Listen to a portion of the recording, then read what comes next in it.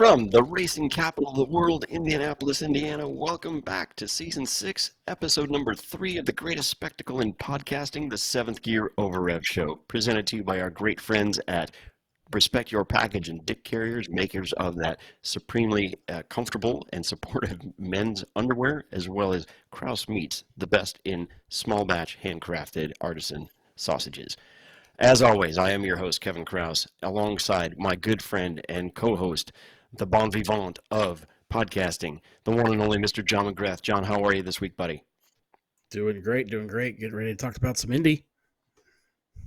Yes, sir. We are right on the verge of the season opener for the IndyCar series in St. Pete, Florida.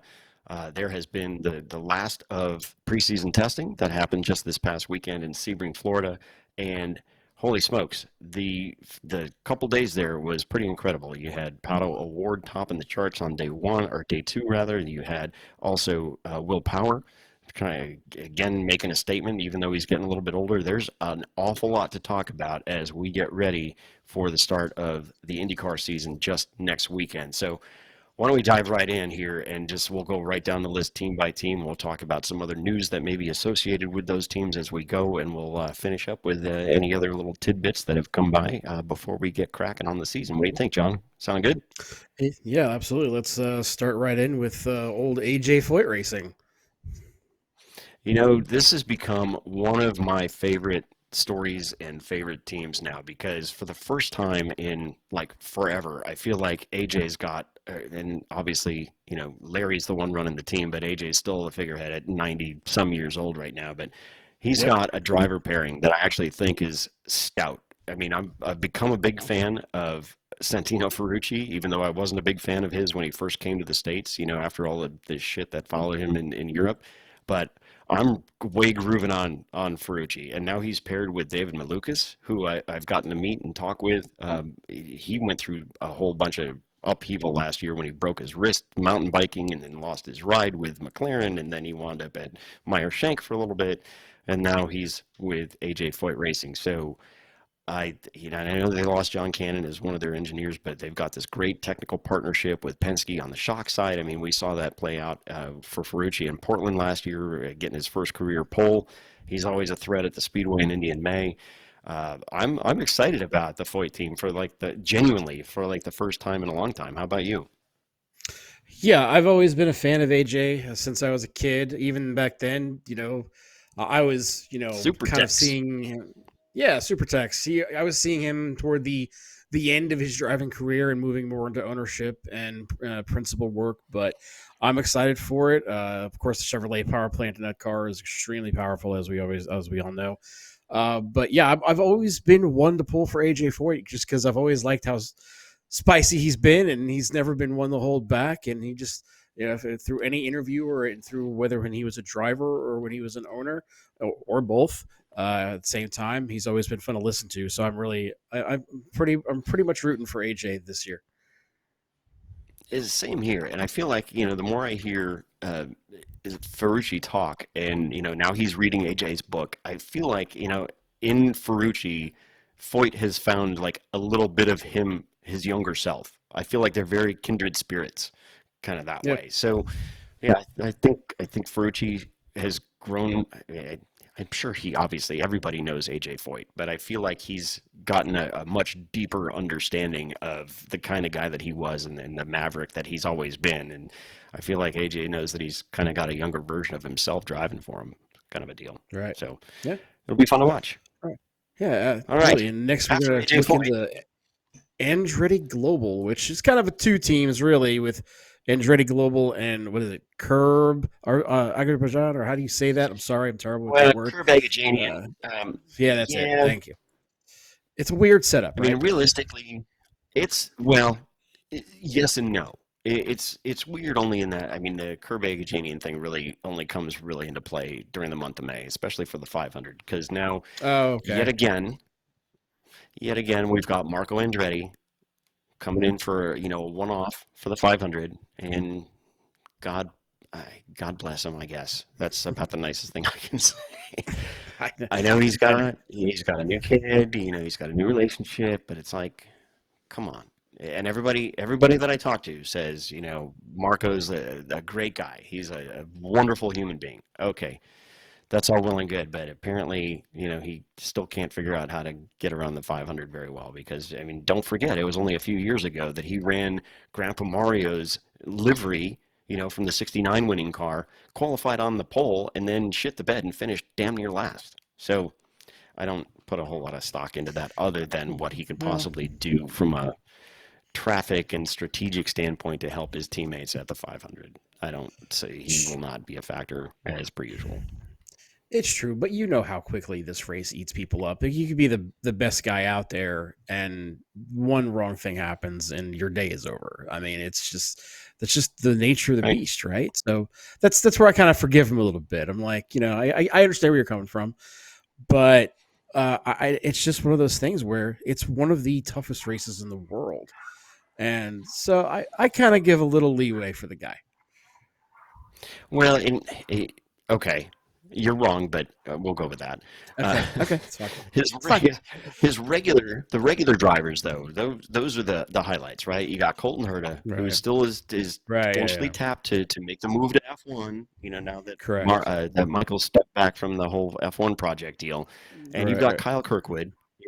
Kyle always to me looked like he was sort of the Clark Kent of IndyCar stuff because he was always clean cut, this young kid, Mm. the whole deal. And now I see some of his preseason interviews. He's got the goatee working and looks like he's, being a little bit more cowboyish kind of thing. And I hope he brings that attitude to the wheel along with Marcus Ericsson. So the trio of those guys. I mean, Marcus Ericsson won the Indy 500 just a couple seasons ago. So Right. with the changes in ownership of Andretti, with Dan Powers now kind of taken over, I'm surprised they haven't changed the name of the team yet.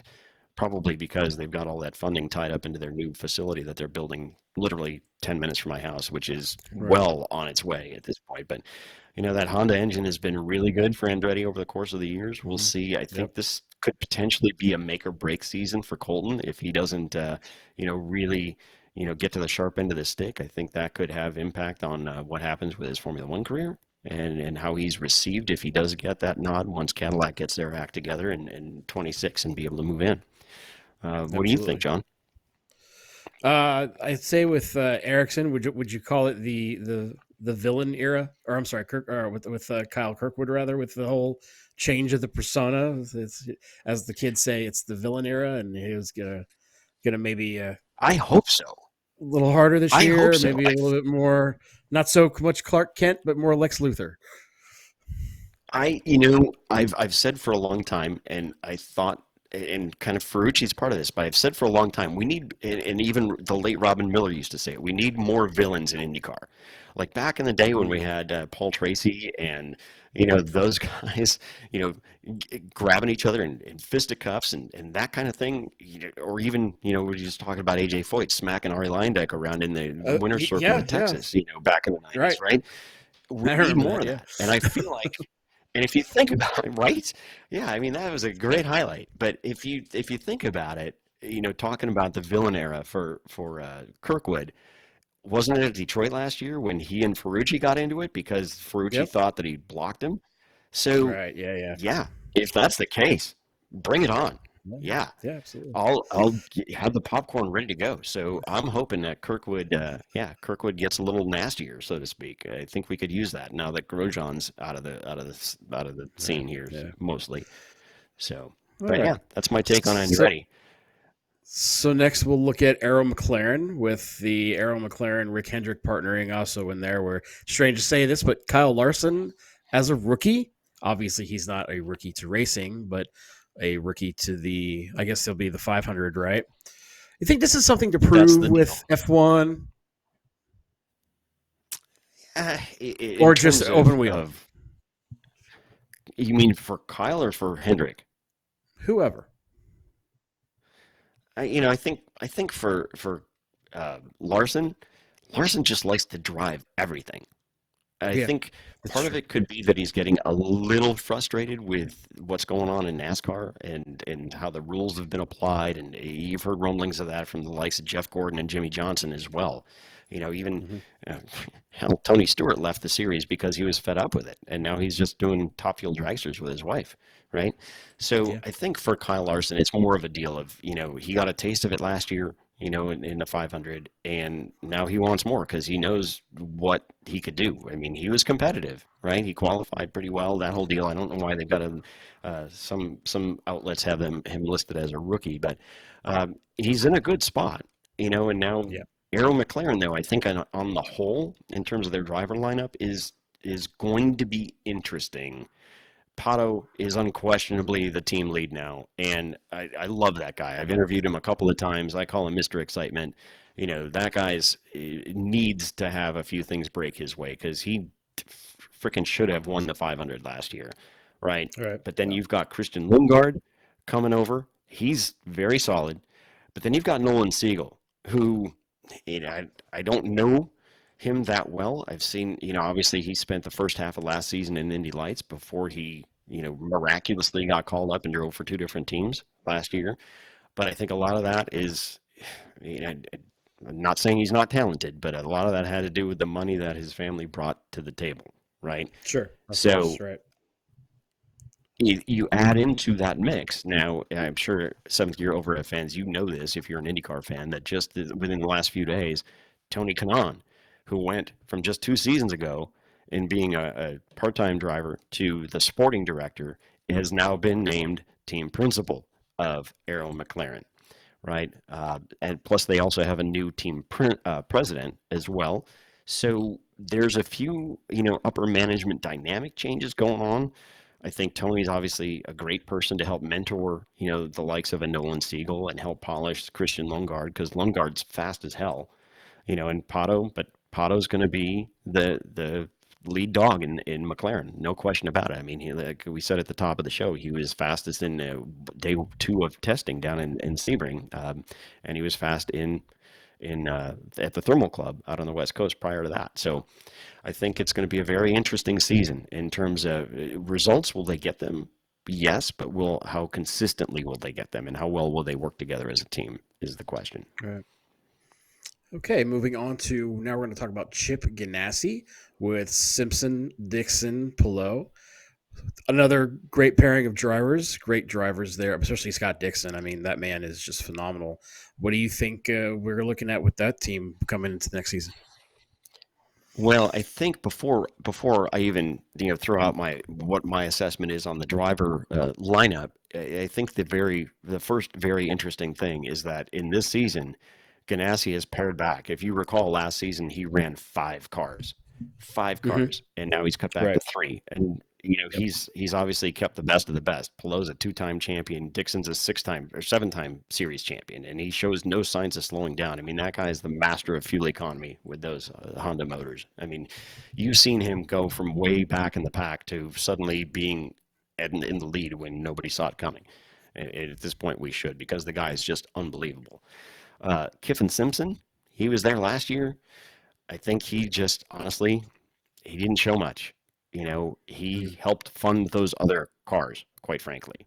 Now, Yeah. the question is, why did Ganassi pare back from 5 cars to 3? Was it a personnel issue? Because I've been hearing for a long time now that a lot of these guys that are talented engineers and mechanics are either just aging out, so to speak, where they're tired of doing it. They're too old to feel like they want to travel coast to coast and maintain the schedule and the lifestyle that guys that are dedicating those lives to those teams are. Or was it a financial thing? They just didn't have the funding to run 5 cars. Is it a combination of the two? Probably, yeah. The truth probably lies somewhere in between. However, Ganassi did add a couple of Indy Next cars to their program, which they haven't had previously. So, quite honestly, I mean, you've seen it already. You've had, and we haven't even talked about this. We'll talk about it more. But the IndyCar series has featured Alex Palou in one of their Fox, promotional commercials, which I think is Yeah. fantastic. But Palou is going to be a force to be reckoned with, as is Dixon, as well as the aforementioned Pato. And we've got several more to kind of cover here as we go. But Ganassi is going to be strong as they always are. I just don't see it coming from Kiffin Simpson. Right. Right. That's. I feel about the same way, especially with Scott Dixon. I always between him and Power, I always tend to root for either one of those two. I don't know why. It's because I just like how they drive, like how amazing that they drive. It's an inspiration if you're really into watching the technicality of how to be the good technical race car driver. Look no further than Dixon. Right. Then that's how I see it. But all right, so Yeah. moving I on, we're mean, going to just talk about racecraft and tech. Yeah. yeah. Yep. So next we're going to look at the I don't know. Would you still call them the underdog with Dale Coyne Racing a little bit? Yes, without question, because they are Yeah. always, the little engine that could kind of thing, right? They've Yeah. always Absolutely. been kind of underfunded, never really. I mean, I think their best shot at running was when they ran Takuma Sato a few seasons ago.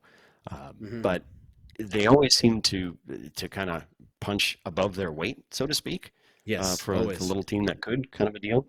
But I would say the big surprise to me, and this is actually one of the biggest surprises to me of the offseason, is that, for the longest time, I think Dale Coyne went as the IndyCar team that didn't have confirmed drivers. Like, who was going to wind up at Dale Coyne? Because he had, like, nobody literally signed. And then before you know it, he signed Jacob Abel, who's going to be a rookie moving up out of the Indy Next Series for the next year. Abel, I think he's going to have. I think it's going to be a little bit of an adjustment. He's learning how to deal Hmm. with pit stops and things like that. But the big surprise is Rinus VeeKay.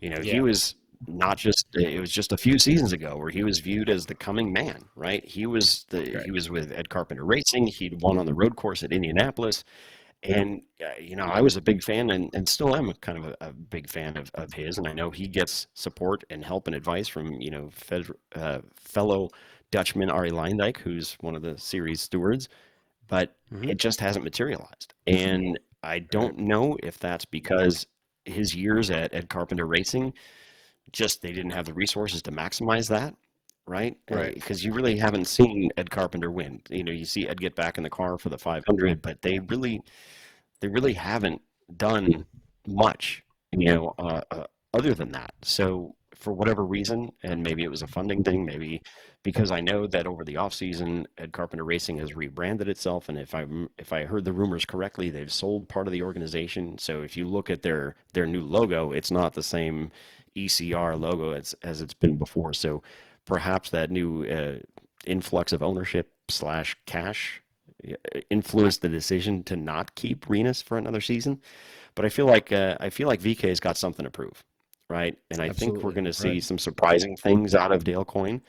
How their engineering team comes together to maximize, what he's got going. Certainly, this VK signing was a very last minute thing. It was probably the last open seat on the IndyCar driver market was that last seat at Dale Coyne. So I'm hopeful for him and I'm hoping, not only does he kind of get his mojo back a little bit and the team kind of rallies behind him perhaps a little bit more than he did or did not get at Carpenter Racing, but we'll see. He's always a fan favorite. I've met his parents and he's a cool dude, and I hope that he can kind of, not that he has to bounce back, but it's just, kind of take that step that we've been waiting for him to take these last couple of years. And maybe if he can do that, who knows? 2026 may mean he's got a new life with a bigger team, a better team. Who knows? We'll Sure. see. All right. DR Cusick Motorsport. That's with Hunter Ray and Harvey. Harvey, I'm familiar with. I'm not too up on Ryan, though. Why don't you tell us a little bit more about him if you can? Well, Ryan Hunter Ray, they brought him in, last year as a Indy 500 veteran, an Indy 500 winner. This is not a full season deal, right? Right. Right. DRR, Dryer 6 rounds. Reinhold and Kusick Motorsports. Yeah. So, and Kusick, they pulled that deal together. It started with Matt Brabham, if you remember right, at the beginning of last year, until Brabham effectively broke his back, or maybe it was the season before, Yeah. Yeah. but Yeah. that's what led to Hunter Ray getting back in. And of course, Hunter Ray is, the one-off guy, but you can't do a whole lot better than having a former Indy 500 winner in your team, even if it's just for a handful of races and or being a team advisor on any other circumstance to that. So Sure. that's where Ray's he's going to help Harvey out a lot, and Harvey's shown flashes before, like when he was with Ray Hall Letterman, but Yeah. just not enough, right? So he's bounced around a little bit. I think Harvey's understands I don't know that he's going to be able to parlay this into a full-time deal unless he finds more money. Because at the end of the day, that's how a number of guys wind up in these seats, right? Is because they come up with the Yeah, money, whether it's family money, sponsorship, whatever it happens to be. So hopefully, he can provide some more consistent results. But in the short time that he's got with Dreyer and Reinbold, yes, they've got good guys. They've kind of kept their core guys together for a long time, but still, it's one thing to have good guys that run a handful of race weekends a year versus a good group of guys that runs all the time, full time, sure. full Yeah, off season testing. They've literally had the trial by fire with their driver and that communication and that dynamic that needs to happen. I just don't know. I think Jack's probably going to spend more of his career moving forward in probably sports cars and that sort of thing than an IndyCar, as hard as that is to let go of. great. So All right, now moving on to Ed Carpenter Racing. Now we do have Rossi and Rasmussen is going to be all season, but Ed Carpenter himself is going to be running for 6 rounds himself. So, what are your thoughts on him hopping in the car, both as owner and as a driver? Well, we kind of talked a little bit about ECR just a moment ago, and Yeah, Ed's Ed, right? He's Tony yeah, George's stepson. He's the one who helped Ed get that team up and rolling. And he's a local boy here. He went mhm, to Butler University, so he's certainly a local favorite, and everybody wants him to do well. It's but it's he's been fast. He's been on the pole at Indy before, but he's just never able to do it. And I don't know with the rumored, ownership changes of that team and hence the rebranding, exactly where that's going to put them. I don't, in my opinion, and what I've heard, in the ethers and the ends of the interwebs, is not going to be a whole lot different than the old ECR. Yes, you mhm, made a splash signing by getting Alexander Rossi, which is sure. great. I think Yep. Rossi's, obviously he won with the whole clutch and coast thing a few years back at Indy. So he's an immense talent. But how he wasn't able to work something out to stay at McLaren, which to me is a much better scenario in terms of technology, in terms of their commercial side of things. I mean, IndyCar fans of the with the Seventh Gear Over Rev show, if you saw from the video that we rolled at the beginning of the show and seen some of the off-season sponsorship announcements, both he and his teammate Christian Rasmussen are debuting a coffee company. I think it's like Java Inc. or something like that, and they've got some help from Splenda, that sort of thing. So I mean, Yep. is that really a sustainable deal? I mean, I don't know. I don't know. Um, The car is very yellow because of the Splenda sponsorship. So it's like right. Splenda It's across. I'm like, artificially sweet. that's it's not great looking, but I'm sort of still hanging on to the whole livery thing from our F1 episode last week. But yeah, it's interesting how I just find it funny. I just when you see Splenda, I'm like, oh, that's sometimes what I put in my coffee. Okay, Well, cool. yeah, and I mean, I've seen some of these IndyCar teams, their social media teams are working overtime, to try Yeah. to spin these things into gold. I mean, they showed, I saw one specifically to Alex Rossi about him coming into ECR's headquarters and the social media person saying, "Oh, I appreciate you coming in to work on the socials." And then next thing you know, he's wearing his driver's suit, walking into this Java Inc. coffee shop and giving his, impression of what he thinks of the coffee. So good for them that that they lasted that long, but we'll see what happens. I think for Ed Carpenter, this is probably the best driver pairing that he's had, but are the resources really there from a technical standpoint to help them realize their great talents? Because I have no doubt Rasmussen's fast. He's shown that before, especially with I believe it was Rahal Letterman. So we'll see what Yeah. happens. All All right, right, so we gotta moving on we to the gotta next kind of one. speed. We're gonna speed run through the next few. So is it Junkos or Junkos Hollinger? Technically, I believe it's Hunko's Hollinger Racing Junkos. with Okay. Well. Stingray Rob and Connor Daly. Yep. Yep. Yep. Now, Stingray Rob, that's a whole money deal. Yeah. Ricardo That's Junko's yeah. needed the money to keep rolling. Now, the Connor Daly deal is really interesting because I've mentioned, I believe it was in last week's show when we talked about some other stuff, that Daly had a $3.5 million deal with a Bitcoin slash cryptocurrency company called Polkadot, all but done, all but done. And then at the last minute, one of the board members who had apparently had not even read the proposal vetoed it. So as of right now, yes, Daly was at the IndyCar test at Sebring, and as of now, yes, he's still in the seat for St. Pete. But we'll see what happens with that $3.5 million sponsorship, because apparently Jonkos Hollinger has some other monies to move around, but I don't know that that's going to lead to a full-time deal or a full season deal. So hoping for the best for him. I know he's been punching back on people that have sort of criticized him on social media, but Daly deserves that seat. Gotcha. All right, moving on to Meyer Shank Racing. And of course, Helio Castroneves is back for his 6 rounds. What are your thoughts about him and the rest of the squad? Well, I think Castro Neves, because he's bought into that team, he's a part owner of Meyer Shank now. Right. Yes, yes. His best asset to that team is as an advisor, especially at the 500. I mean, the dude's won it 4 times. He's shooting for number 5, but they've got a stout driver pairing between Rosenqvist and Armstrong.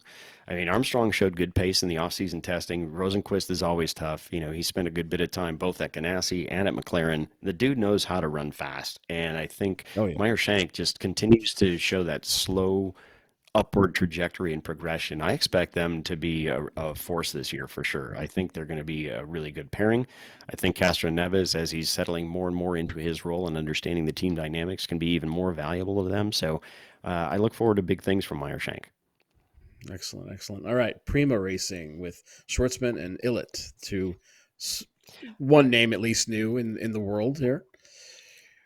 Yeah, Prima is really fascinating because they're known for their F2 programs in Europe. They've been rumored to be launching this IndyCar program for a number of years, and they finally made it happen. Obviously, Robert Schwartzman, 7th Gear Over F fans, you remember that name as him having been a test driver for the Ferrari F1 team.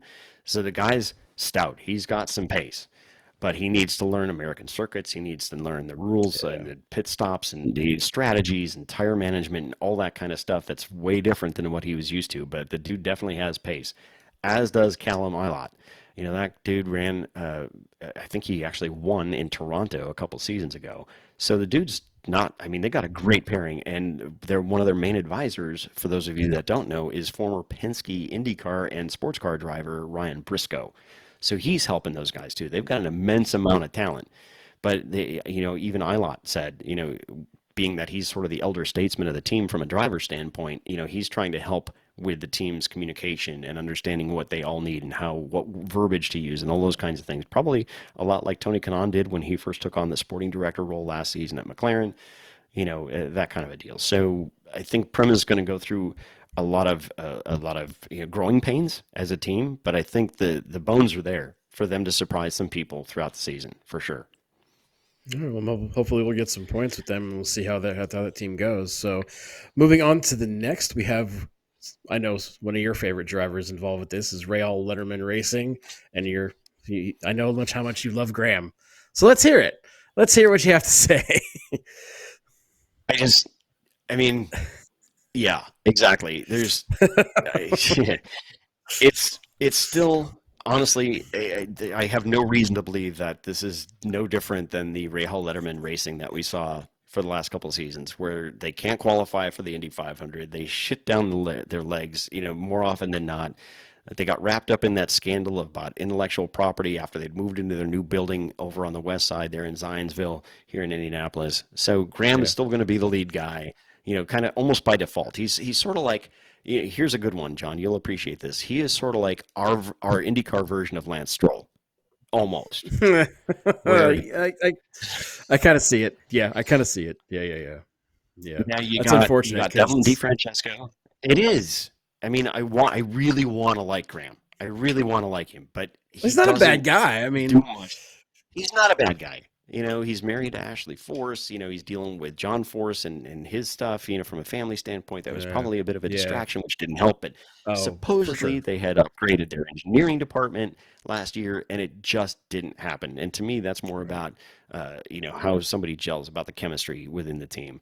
Now you've added Devlin DeFrancesco back. After having missed last season, he last was with the Andretti team.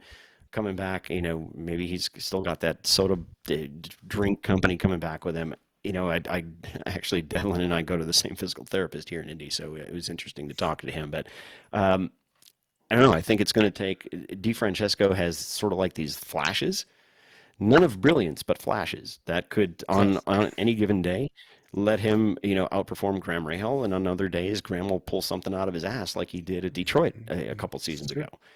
It's true. And then you've got Um, Louis Foster, who is last year's Indy Next champion coming in. He's got that money from winning the championship, that $800,000 bonus, I think it was, for winning the mhm. championship. I don't know that this is the best place for Foster, but they took his money. They wanted to cash the check, so that's why he's Hey, there. hey, yeah, they got his But money, and that's so that's let's face it, that's what it's all about, right? Once they have your money, you're in. All right, at so the the end of the prop, day, that's what it comes down yeah, at to. the end of the day, yep. So let's talk about probably the most prominent team on the grid, Team Penske. Of course, you have Newgarden, McLaughlin, and Will Power. Again, one of my favorite drivers. Strong team, but sometimes, it's unfortunately like, willpower. Sometimes, even today, we know we talked about how he used to get really mad and make mistakes, and he'd see red. Sometimes that still happens. So, what are your thoughts on the rest of the team?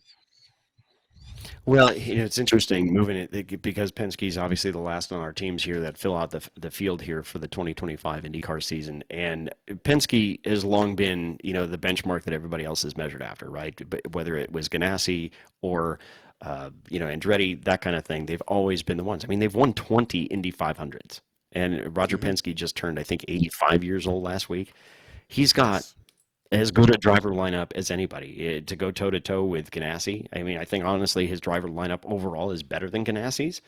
I He's got agree. Joseph Newgarden, two-time Indy 500 winner, going for three in a row, right? And realistically, he could do it. I mean, if you think about Yeah, like, when Castro Neves won two in a row back in the early 2000s, we thought he had a great chance. I think right now Newgarden has probably the best chance to repeat for the third time at the 500.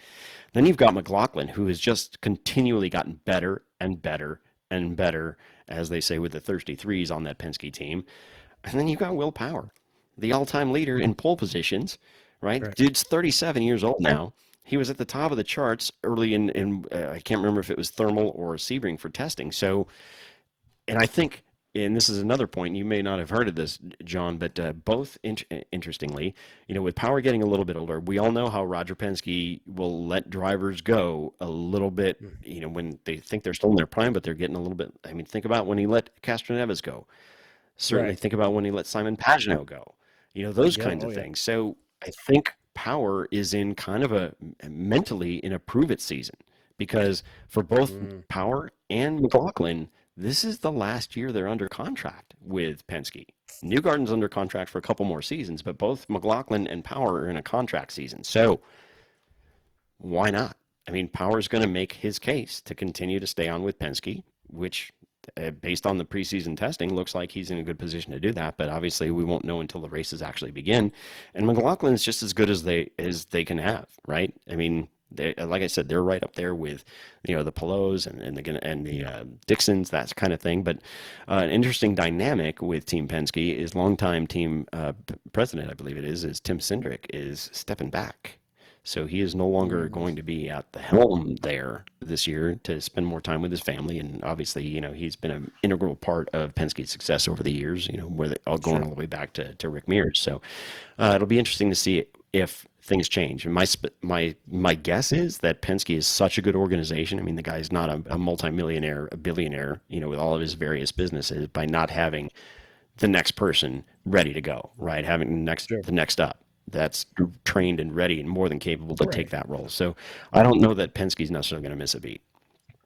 Right. Well, I mean, Penske has always been one step ahead. That's why we all know where he's at, right? So, uh, given that we've kind of discussed this, and let's hear your early predictions on how things are going to go.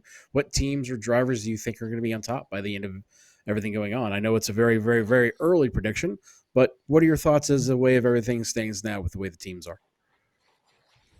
I okay, to be fair, and I'm glad you posed this question, John, because I haven't given it an awful lot of thought. A lot of times Hmm. I wait till I see that first race at St. Pete to kind of Sure. get a lay of the land, and because I don't know that preseason testing, whether it was at Thermal or at Sebring, can tell you a whole lot because neither of those tracks are tracks that they race on, right? So there's only so much information that you can really use from those tests.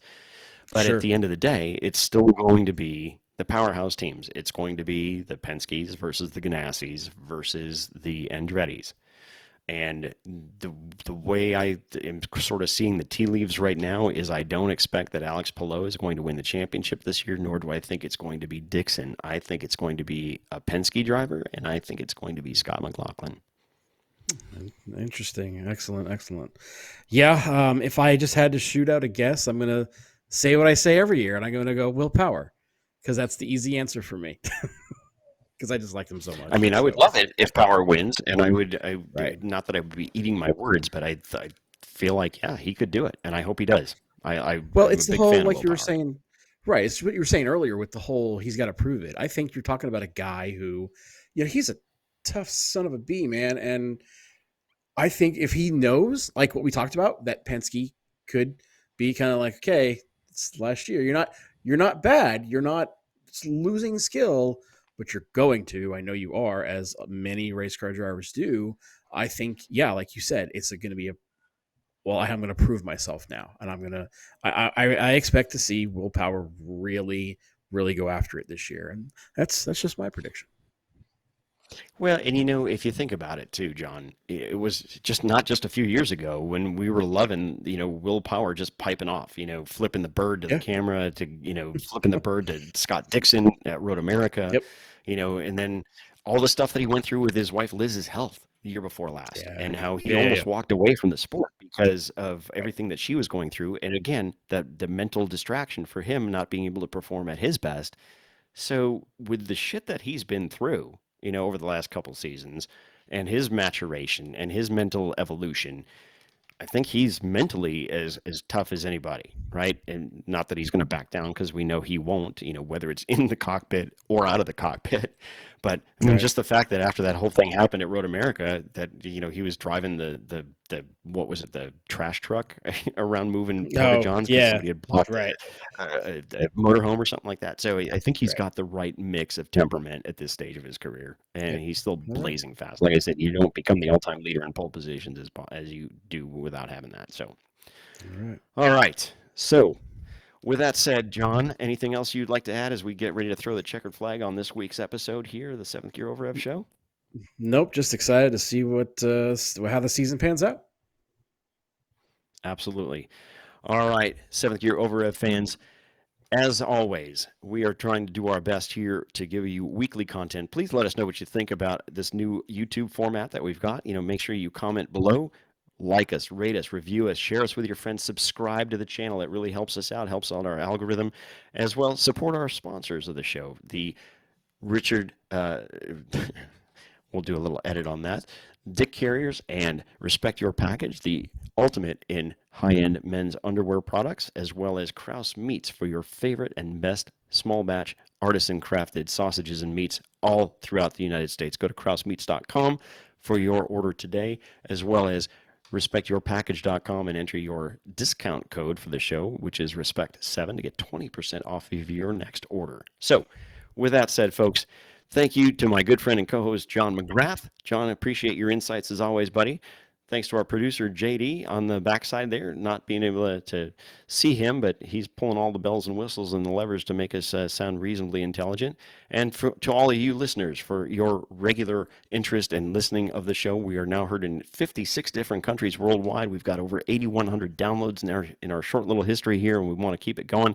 So make sure you comment below. Let us know what you like, what you don't like, what your thoughts are on our assessment here of the IndyCar grid for the 2025 season, and who you think is going to emerge the champion of the Astor Cup there at the end of the season. Not just to mention the Indy 500 and the beginning of the season next weekend in St. Pete. So, with that said, you've been listening to Seventh Gear Over Rev, the greatest spectacle in podcasting.